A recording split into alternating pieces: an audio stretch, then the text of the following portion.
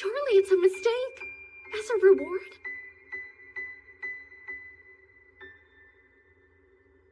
I understand. Lady Fuyo, please wait!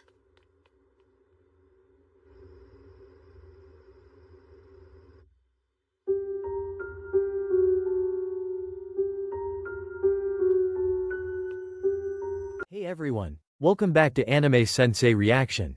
In the last episode, Mao Mao officially began serving Lady Gyokuyu in the Jade Pavilion, and we got to see more of the tense atmosphere between the Emperor's consorts. We also saw Jin Shi continue testing Mao Mao because he's fascinated by how calm and intelligent she is.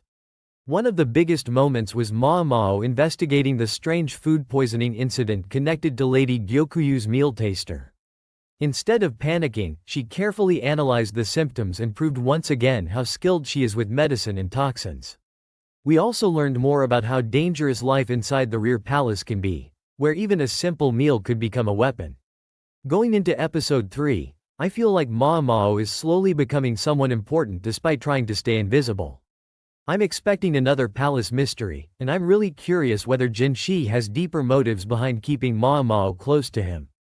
Let's get into it.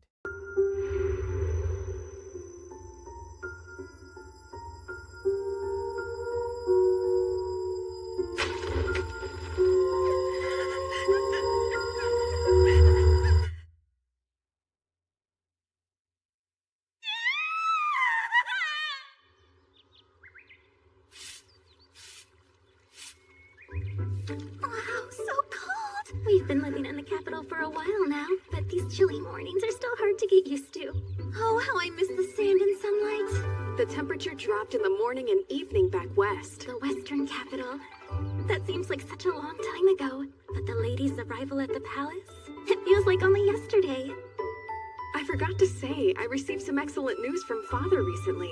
Apparently, trade between the central capital and ours has been on the rise. Further proof the Emperor loves Lady Gyokyo. It is his favorite concubine's homeland. The central officers can't ignore that. Are you off to clean the kitchen? Wait for us, we'll help. Mm-mm. We have to split the chores or we won't finish. We can't rely on the other servants. Remember how bad it was back when she was pregnant? Like the one time we found that poison needle hidden inside of her dress. It probably had to do with her being a foreign princess. That was the past. Now we have an extra lady in waiting. Mao Mao, you cooking something tasty? A cold remedy. I didn't realize you could make those too. The new lady in waiting is so talented. Hey, you're sure you don't need anything? Are you eating? That's my job. You have any troubles, tell me. You got it. So, by the way, you hear? There's a new rumor going around everyone's talking about. Nope.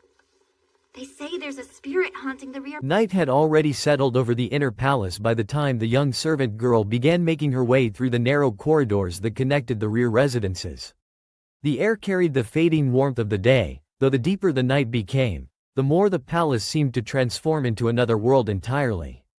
During daylight, the rear court overflowed with movement, maids carrying water, attendants exchanging gossip, officials walking with stiff dignity, concubines hidden behind embroidered curtains.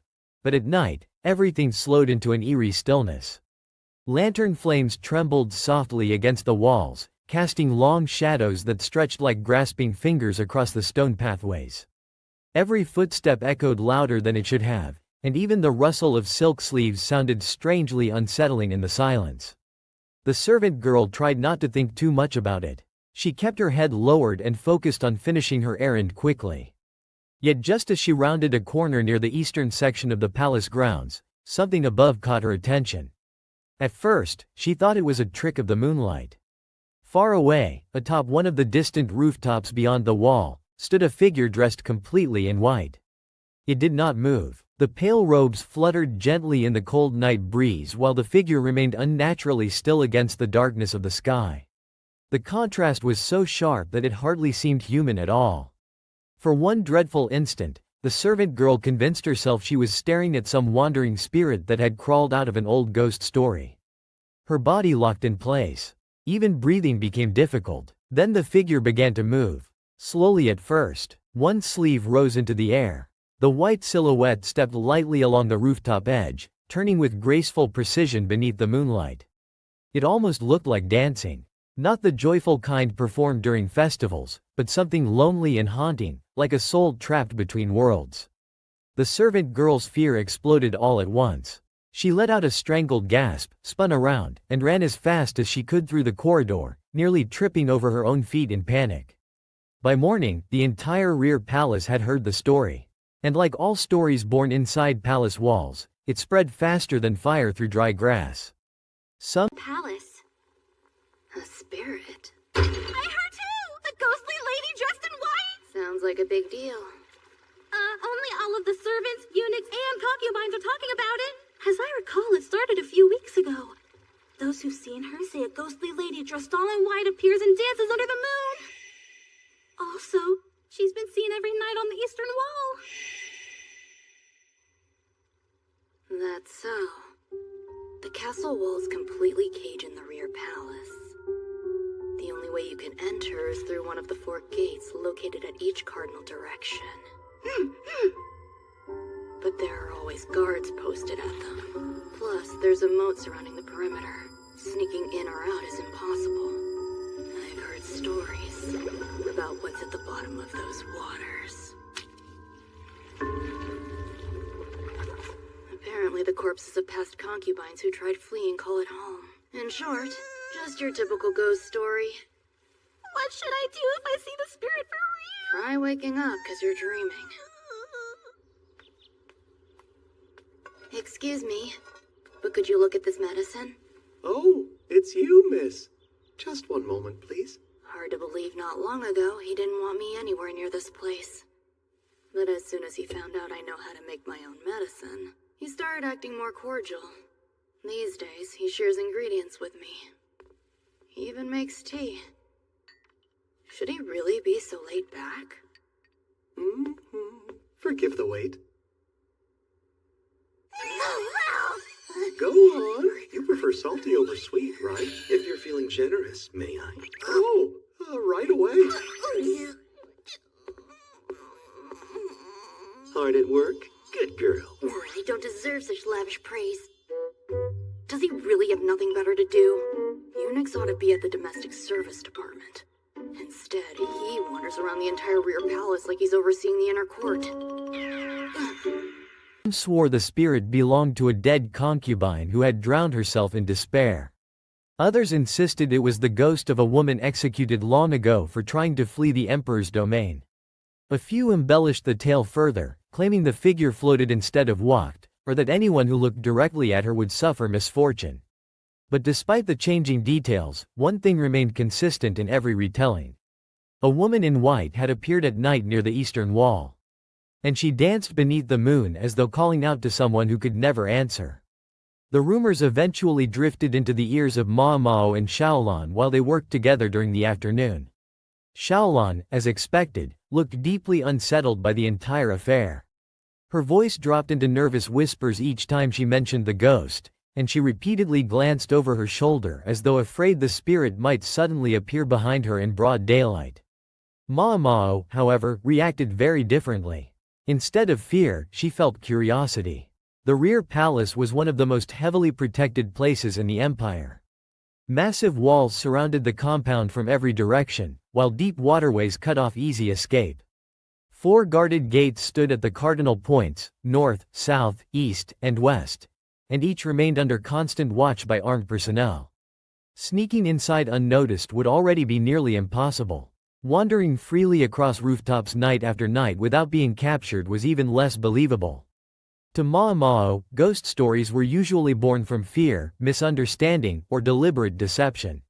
Still, the palace itself encouraged such rumors naturally. Countless tragedies had unfolded behind its walls over the years. Concubines discarded after losing favor. Women trapped far from home. Political schemes hidden beneath smiling faces.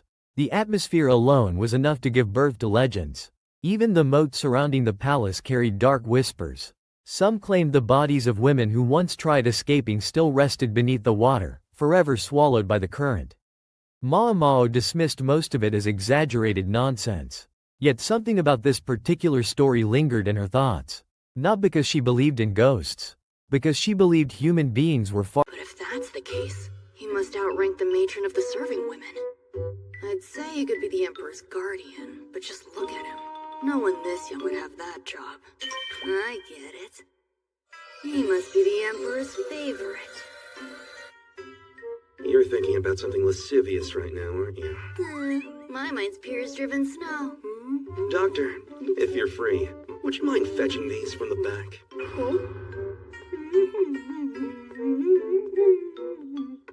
Out with it. Why did you really come here? Have you heard anything about this spirit?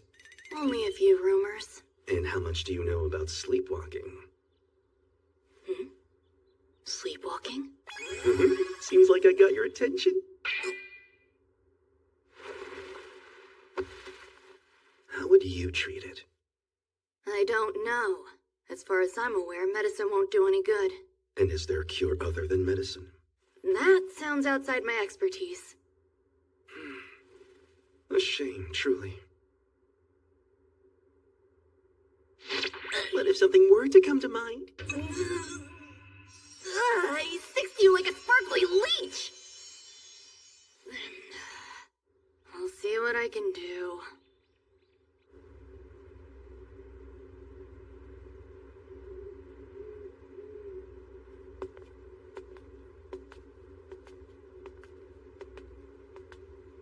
This guy doesn't come off as your typical eunuch.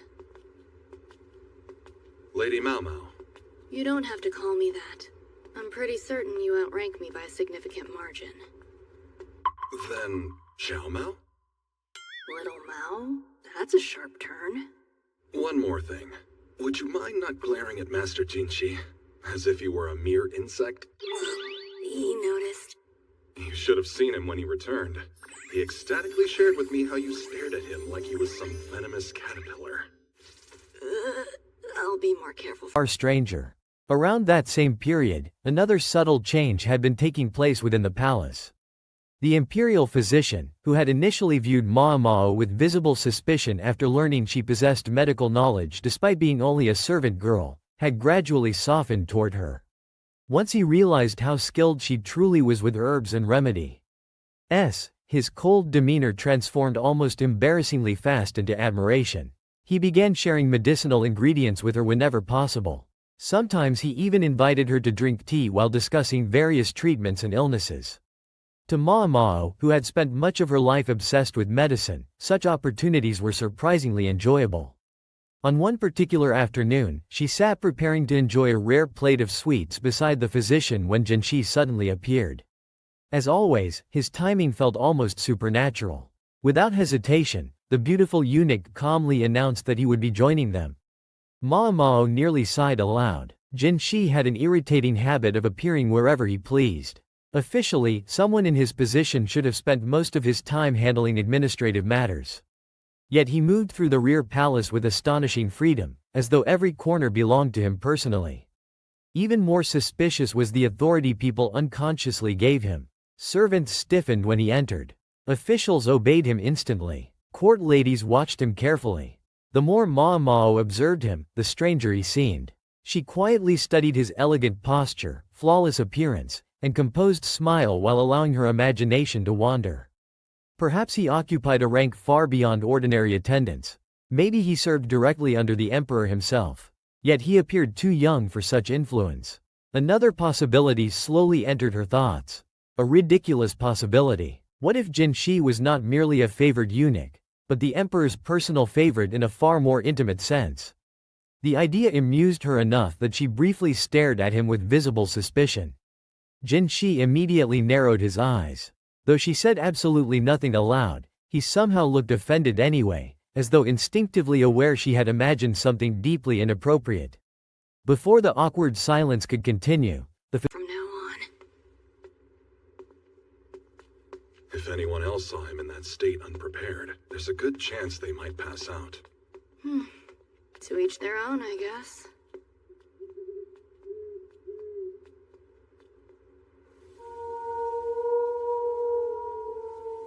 There she is.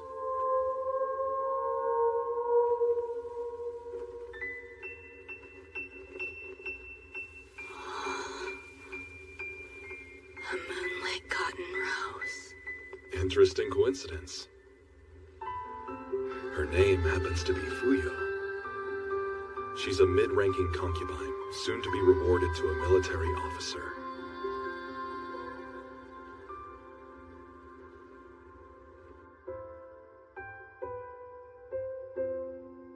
I believe she's been here 2 years. Despite being a skilled dancer, she's quite timid. It's so peculiar. She stumbled performing for the Emperor, and ever since then, he's refused to touch her. The poor girl, she's locked herself away. I guess some things can't be avoided, but a bestowal, Lady it's enough to Fuyo! break your heart. Did she start sleepwalking over the shock of being used as a prize? They do say illness is a result of an unbalanced mind. No, further information is needed. Maybe I'll take another look at her. Guem, where is Concubine Fuyo's room? Her building is on the north side. You've been most helpful. And thanks for the snacks. Leaving already? I just hope her condition begins to improve. Being a princess from a small vassal state, I'm certain she doesn't want to go back there. What was that? Oh yes, you don't know? I feel sorry for Concubine Fuyo. Me too. I shudder at the thought of being given away to some military officer as a trophy. The physician returned carrying tea and sweets. Unfortunately for him, Jinshi instantly handed over a written list of additional snacks he wanted prepared. Judging from the physician's miserable expression, the list was absurdly long. Only after the man reluctantly departed did Jinshi reveal the true reason for his visit. The ghost rumors. Mao Mao answered calmly, dismissing the story as likely superstition mixed with palace gossip. But Jinshi did not seem interested in ghost stories themselves. Instead, his expression shifted into something more thoughtful as he asked her an unexpected question. Did she know anything about sleepwalking? That immediately caught her attention. Jinshi leaned slightly closer while speaking, his voice lowering enough to suggest the matter was important. He asked whether sleepwalking could be cured and what circumstances might trigger it. Mao Mao explained carefully that such conditions were complicated. Medicine alone could not simply erase them. Emotional distress, mental strain, trauma, or subconscious impulses often played a role. While certain herbs could calm the body or encourage deeper sleep, there was no perfect cure. That answer clearly dissatisfied him. Jinshi continued pressing the issue with that dangerously persuasive charm of his. His tone softened. His expression became almost pleading. Mao Mao recognized manipulation when she saw it, yet even so, refusing him outright proved unexpectedly difficult. Eventually she agreed to investigate. Later that night, Gaoshan escorted her toward the eastern section of the palace grounds where the mysterious figure had supposedly appeared. The moon hung high overhead, bathing the walls in pale silver light. The entire area felt strangely detached from reality, as though silence itself had settled over the stones. While they observed from a distance, Gaoshan calmly revealed the identity of the so-called ghost. The woman dancing atop the walls was Consort Fuyu, a mid-ranking concubine, and soon, she would be leaving the palace entirely. The imperial physician, who had accompanied them, elaborated further. Fuyu had originally been the third princess of a small vassal kingdom. Though timid by nature, she possessed extraordinary.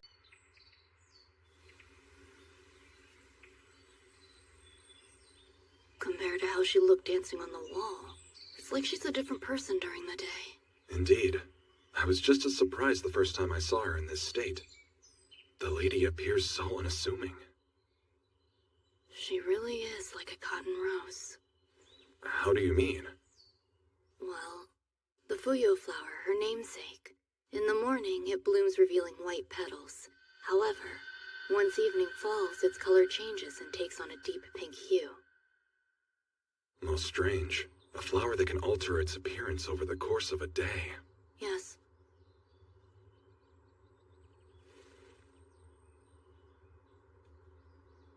The spirit story? Yeah. Do you happen to know any more about it? It's got me curious. Nothing comes to mind, except I heard she first appeared on the north side of the rear palace. Huh? The north side? Xiaolan, fetch the She laundry. moved from there to the east? Coming! Gotta That's go! odd. Oh, yes. You don't know? I figured.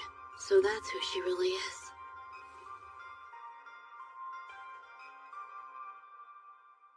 Dad said never base conclusions on pure speculation, but what other answer is there? It's called sleepwalking, or somnambulance. They say it's caused by stress. The patient moves about in their sleep as if they're awake. A while ago at the brothels, I saw a courtesan with the same illness. She was a cheerful person and skilled at poetry. She even received a purchase offer. However, it ended up being rescinded. Soon after, she started roaming the brothel at night, as if possessed by a demonic spirit.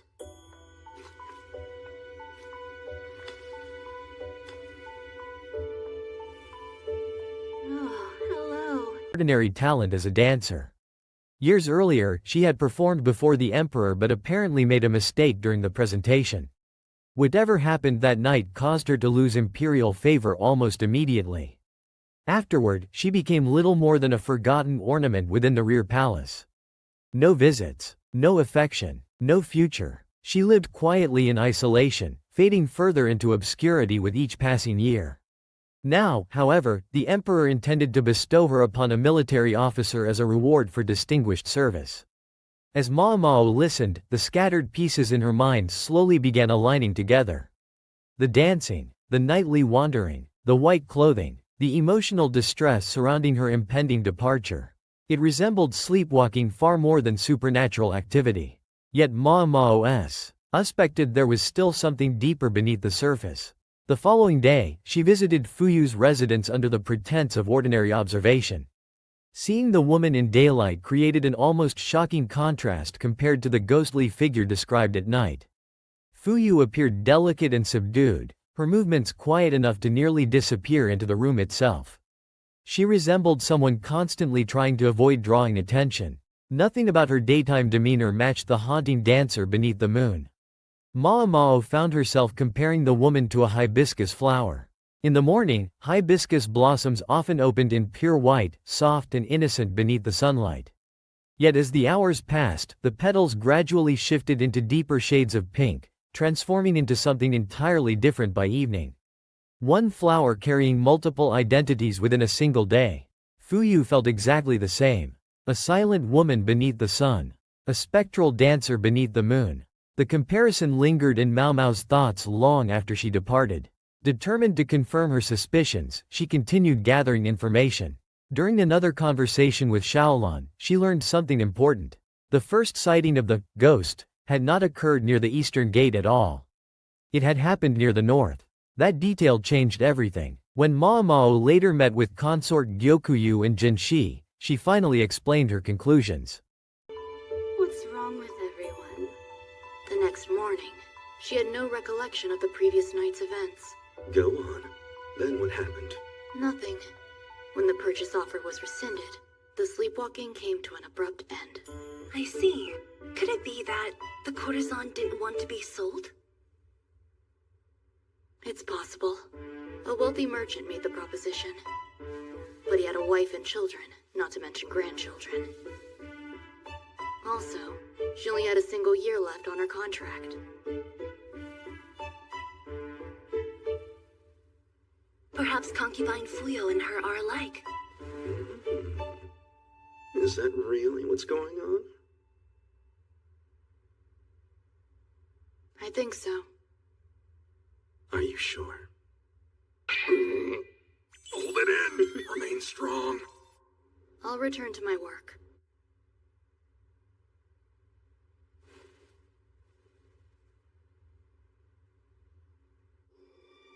From that day on, concubine Fuyo was forbidden from leaving her room.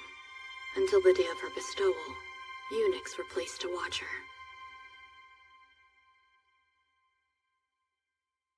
I hope this ends well.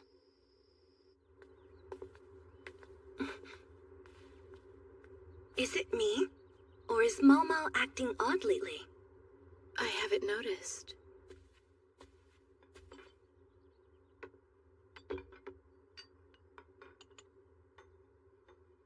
I can tell. Something must be wrong.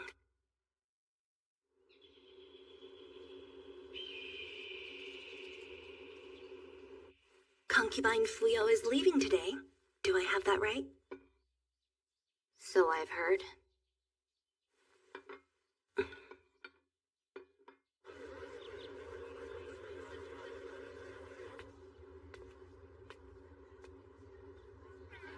Sleepwalking, she said, often emerged from emotional instability or suppressed desires.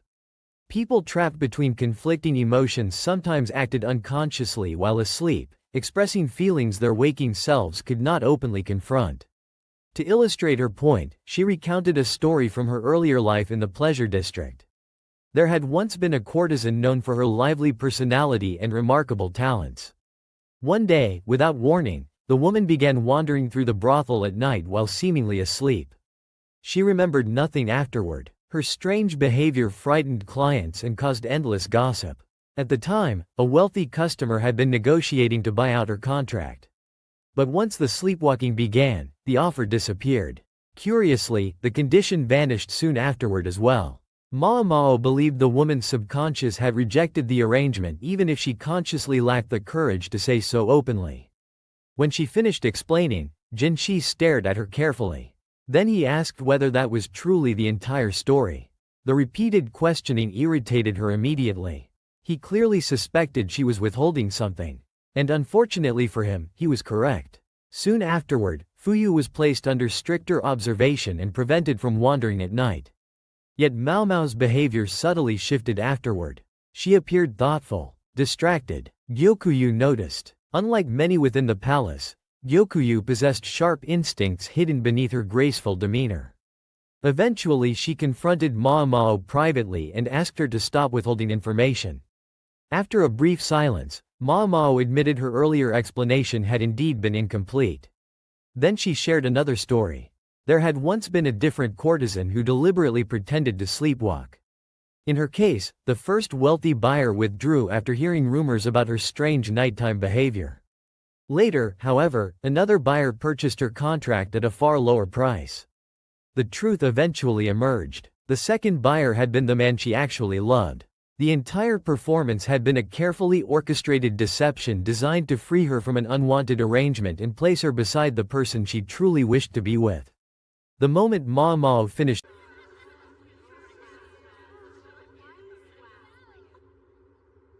Come now. Speak. You should know by now. You can tell me what you're thinking. Anything at all. I swear I won't get upset. After all, I asked you.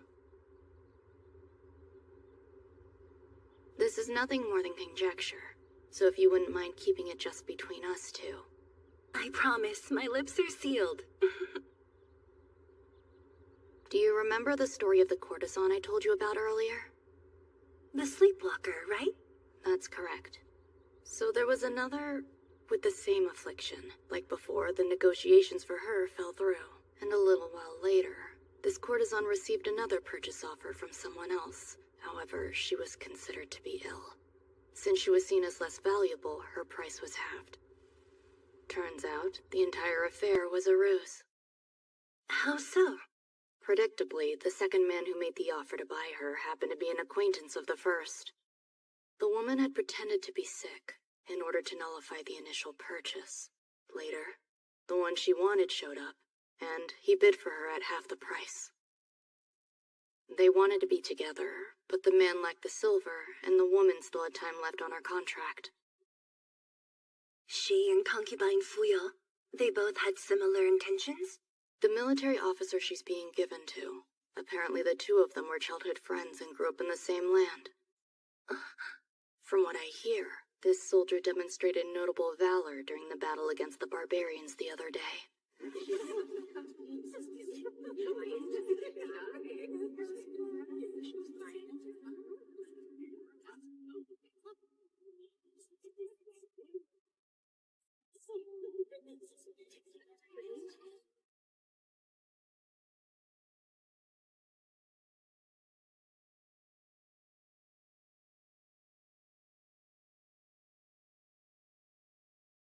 speaking, realization appeared in Gyokuyu's eyes.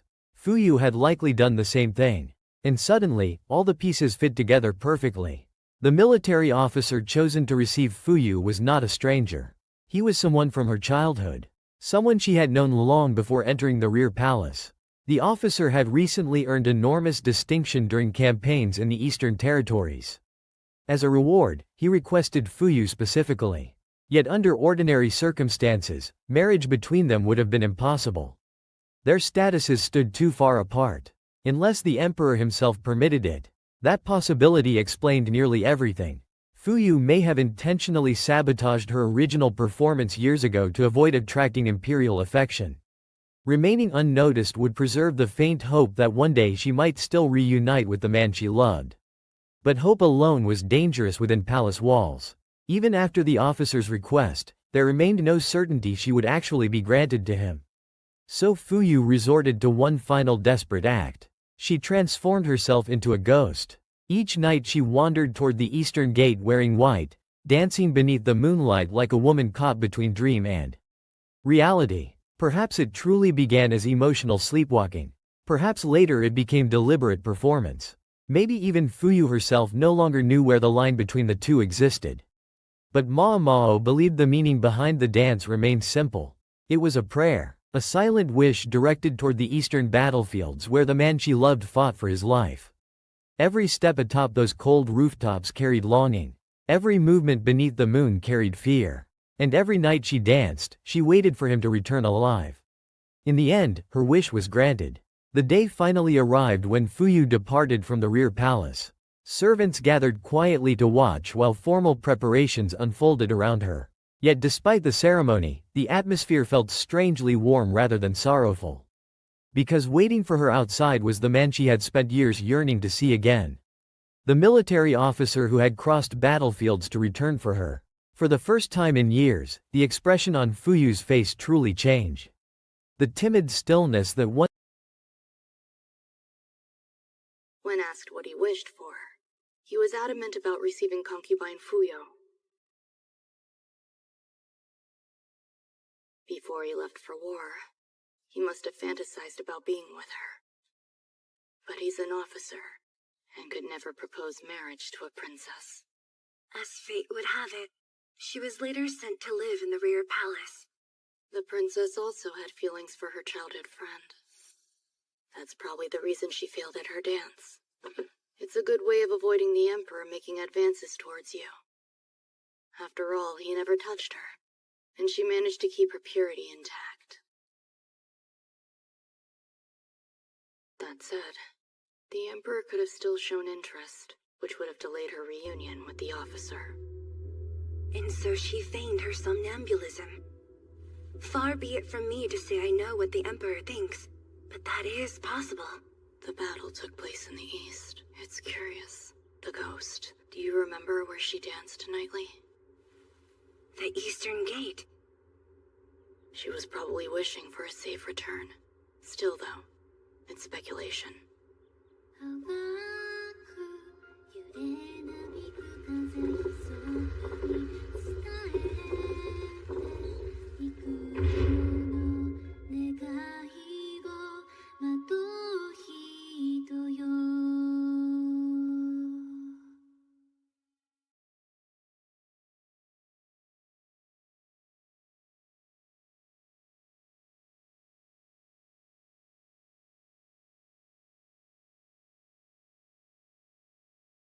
Say, Mama. Yes? Would I sound like a truly awful person if I said I envy concubine Fuyo.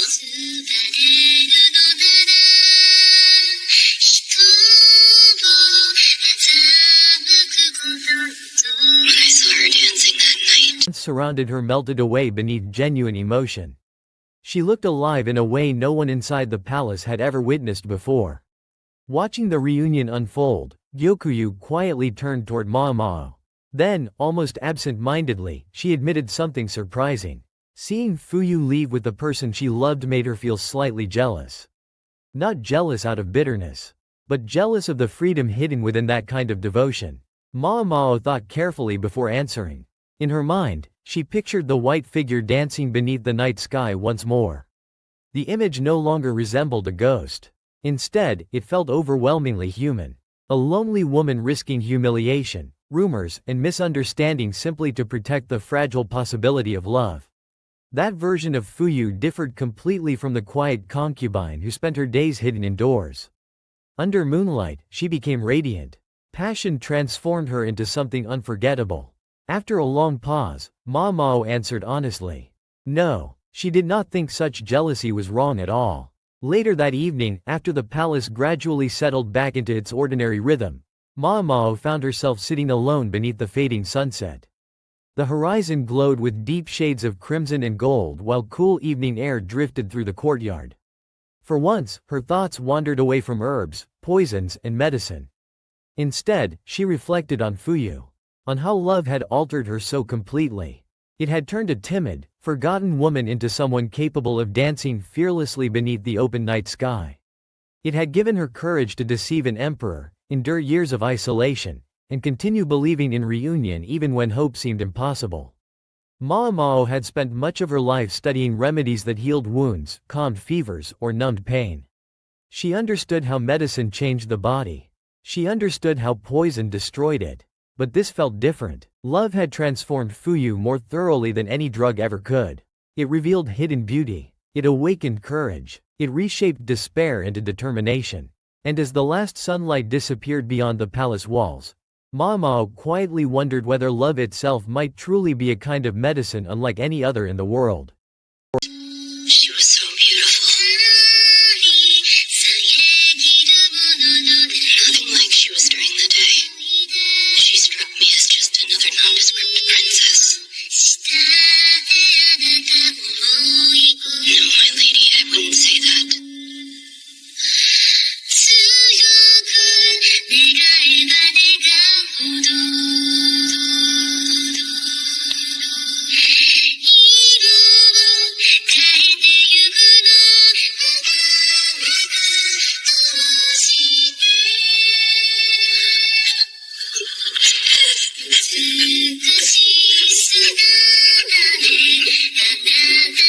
Shall we go?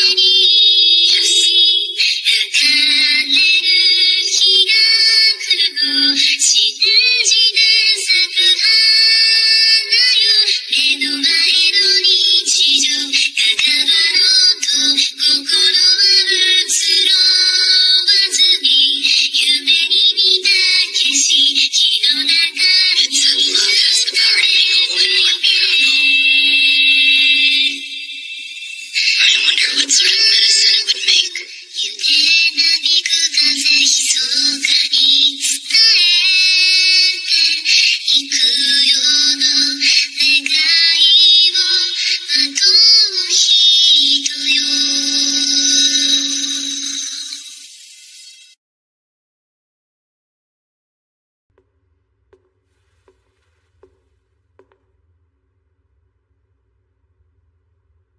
Where's this rumored apothecary? I have a special request.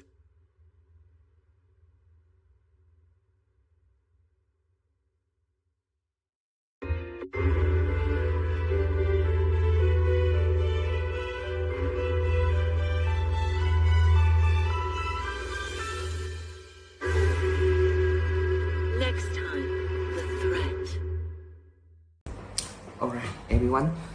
That is for today's reaction on Anime Sensei reaction. Thank you for so much for watching and spending your time with me. If you enjoyed this video, don't forget to leave a like, subscribe to the channel, and turn on notification so you won't miss you won't miss the next reaction. Let me know your true favorite moment and break it down in the comment because I always love reading what you guys think. We still have a lot of amazing anime moments, crazy battle, emotional scene, and unexpected trick coming soon on the channel. I truly appreciate all the support, and I can't wait to watch more anime together with you all. Take care everyone, and I will see you in the next reaction video.